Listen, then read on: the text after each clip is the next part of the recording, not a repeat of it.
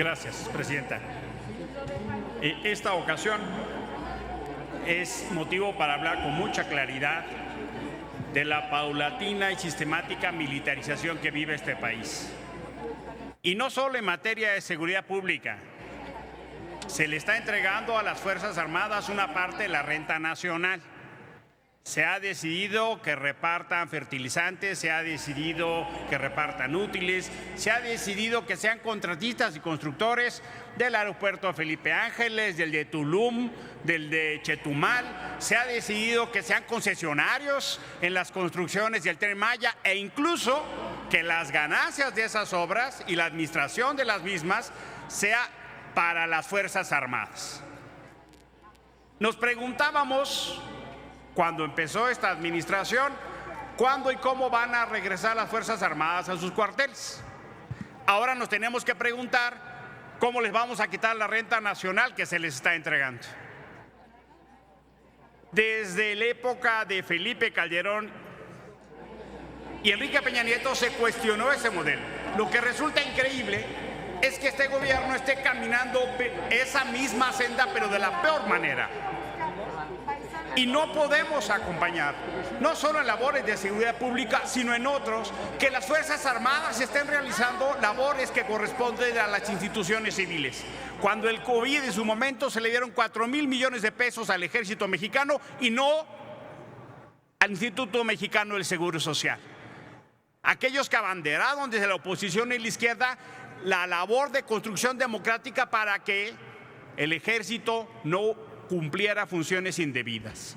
Este Senado mandató una Guardia Nacional Civil y todo el tiempo se hace una Guardia Civil militar.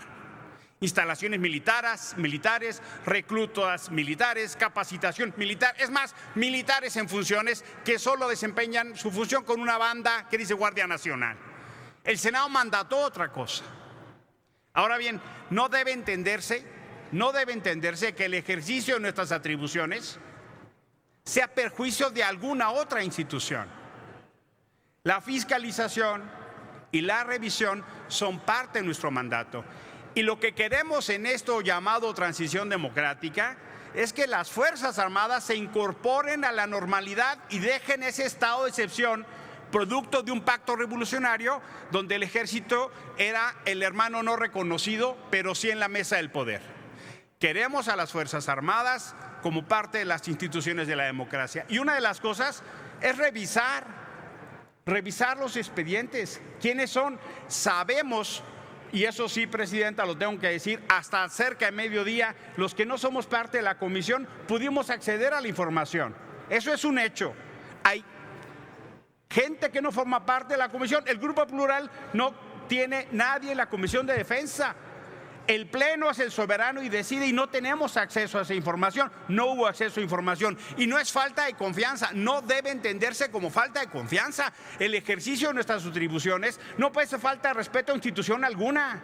¿Cómo así? Es como pensar que porque la Suprema Corte dicta una sentencia que no nos gusta, entonces eso es falta de confianza. El respeto a las instituciones republicanas es en atención a su mandato.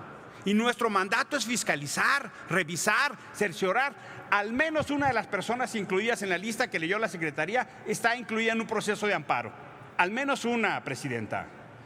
Y no quiere decir desconfianza a las Fuerzas Armadas, quiere decir ejercer nuestra labor de escrutinio en certeza de que no haya violación a los derechos humanos o un individuo que esté cometiendo alguna práctica fuera de la ley, que no quiere decir que la institución toda.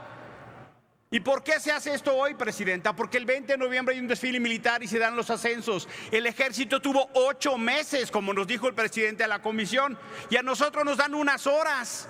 ¿Cómo así que en 8 meses decide el ejército y nosotros unas horas en fast track? Este procedimiento tiene que cambiar.